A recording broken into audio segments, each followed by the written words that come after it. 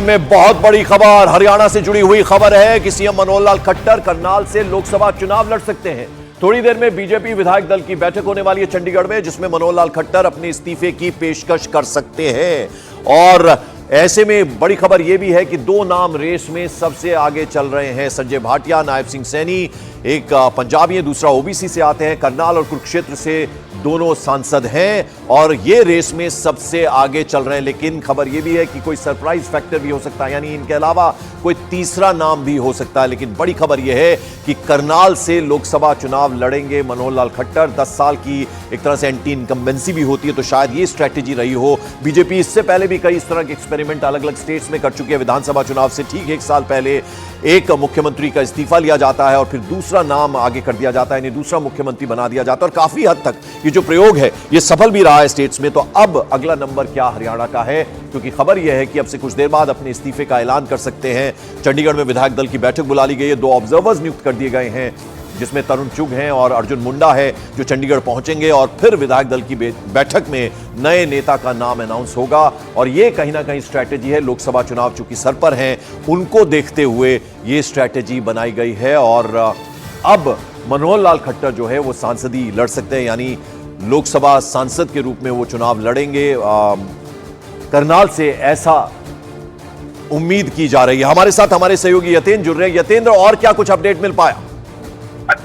देखिए, 11:30 बजे विधायक की बैठक बुला ली गई है। ऑब्जर्वर तय कर दिए गए हैं। ऑब्जर्वर तरुण चुग, राष्ट्रीय महामंत्री, और केंद्रीय मंत्री अर्जुन मुंडा चंडीगढ़ के लिए रवाना हो चुके हैं। प्रदेश प्रभारी जो विप्लव देव हैं, त्रिपुरा से चुनाव भी लड़ रहे हैं, उनको भी चंडीगढ़ पहुंचने के लिए बोल दिया गया है। यानी कि साफ है कि एक बड़ा फेरबदल हरियाणा में होने जा रहा है। विधायक दल की बैठक में नए नेता का चुनाव हो सकता है और माना यही जा रहा है, जो सूत्रों का दावा है कि मुख्यमंत्री मनोहर लाल खट्टर मुख्यमंत्री पद से अपनी पूरी कैबिनेट के साथ इस्तीफा दे सकते हैं और विधायक दल की बैठक में ऑब्जर्वरों की उपस्थिति में नए नेता का चुनाव किया जा सकता है, जिसमें माना जा रहा है कि करनाल के सांसद संजय भाटिया का नाम प्रमुखता से आगे है, क्योंकि करनाल लोकसभा सीट से जो वर्तमान मुख्यमंत्री हैं, मुख्यमंत्री मनोहर लाल खट्टर, उनको लोकसभा चुनाव लड़ाया जा सकता है। और ऐसे में उम्मीद यही है कि संजय भाटिया हो सकते हैं, या फिर पिछड़ों में अगर बीजेपी नेता तय करेगी तो प्रदेश अध्यक्ष कुरुक्षेत्र से नायब सैनी है, जो एक बड़ा नाम है पिछड़ों में, उनका भी नाम प्रमुखता।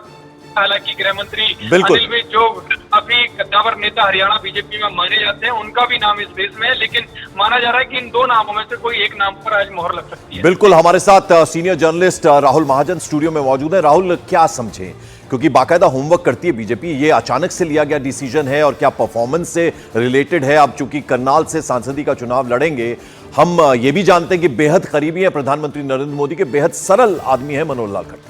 देखिए, कल ही हम देख रहे थे कि प्रधानमंत्री नरेंद्र मोदी जो हैं वो हरियाणा में जो है बहुत सारे जो रोड प्रोजेक्ट्स हैं उनका उद्घाटन कर रहे थे। एलिवेटेड एक एक्सप्रेसवे है, उसका उद्घाटन उन्होंने किया था। उस वक्त उन्होंने ख़ासतौर से मनोहर लाल खट्टर का मेंशन किया कि किस तरह से वो उनके साथ स्कूटर पर बैठ के जो है गुड़गांव में गुरुग्राम में आते थे और किस तरह से गुरुग्राम की जो सारा जो तस्वीर है वो किस तरह से बदली है जी। अब उसके बाद अचानक ये जो फैसला है कि मनोहर लाल खट्टर जो है वो इस्तीफा देंगे और चुनाव लड़ेंगे लोकसभा का, अगर ये फैसला होता है तो ये उतना ही हैरानी वाला फैसला है जैसा कि मनोहर लाल खट्टर को जब मुख्यमंत्री बनाया गया था तब का फैसला था। बिल्कुल, क्योंकि ना तो मनोहर लाल खट्टर को कोई एडमिनिस्ट्रेटिव एक्सपीरियंस तब था, ना वो एमपी थे ना एमएलए थे, तो उनको बनाया जाना जितना हैरानी वाला था, इतना ही हैरानी वाला ये है। अब दो नाम जो सामने आ रहे हैं, नवाब सिंह सैनी और संजय भाटिया।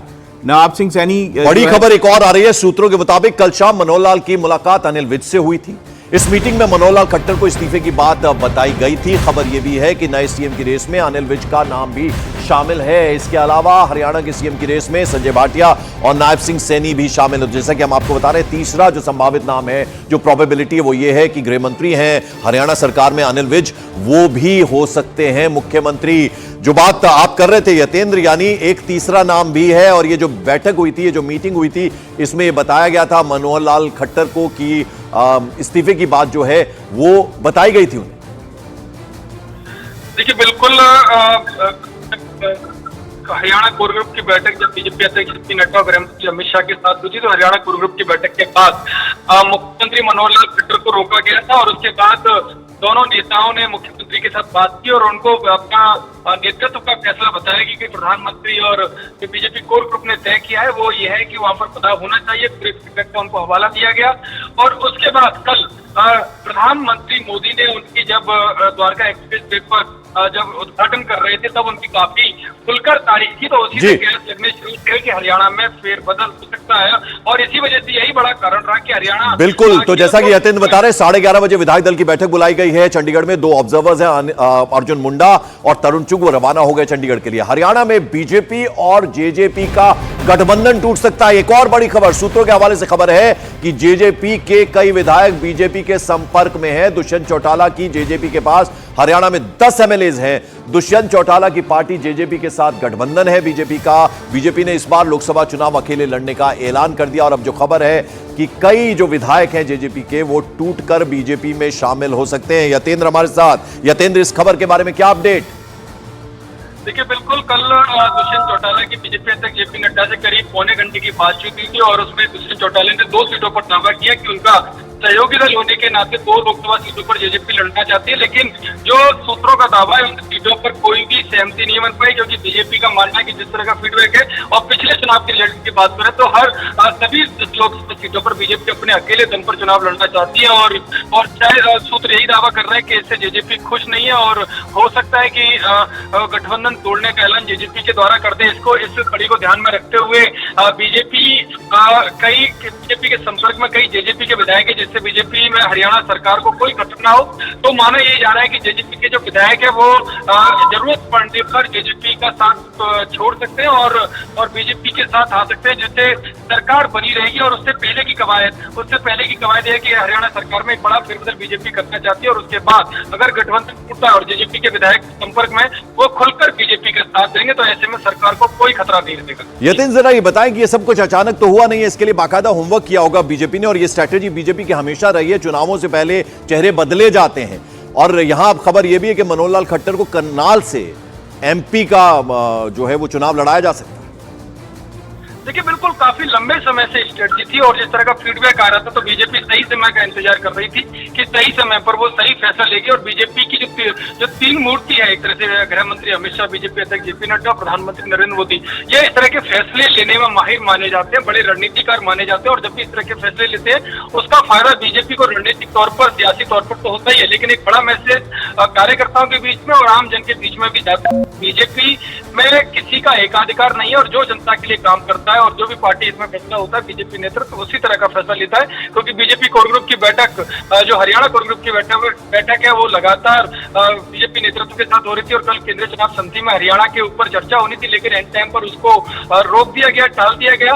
और माना यही जा रहा है कि अब बीजेपी लोकसभा कैंडिडेट के तौर पर 4 से 5 उम्मीदवारों को भी बदल सकते हैं। तो ऐसे में एक बड़ा फैसला इसे माना जा रहा है और इसी वजह से बैठक डाली गई है कि अब जो बदलाव होगा उस आधार पर लोकसभा चुनाव को उम्मीदवार तय होंगे और ऐसे में 4 से 5 उम्मीदवार, जो 10 लोकसभा सीटें, तो माना जा रहा है कि आधी लोकसभा सीटों पर नए चेहरे मैदान में आ सकते हैं। बिल्कुल राहुल, जो बात यतेंद्र कह रहे हैं, यानी वो चेहरे जो कुछ टूटेंगे जो अभी जेजेपी में है, ये भी खबर है। और दूसरा एक और संभावित नाम है वो अनिल विज का। हमने देखा मुख्यमंत्री उतना नहीं बोलते, काफी मुखर रहते हैं अनिल विज।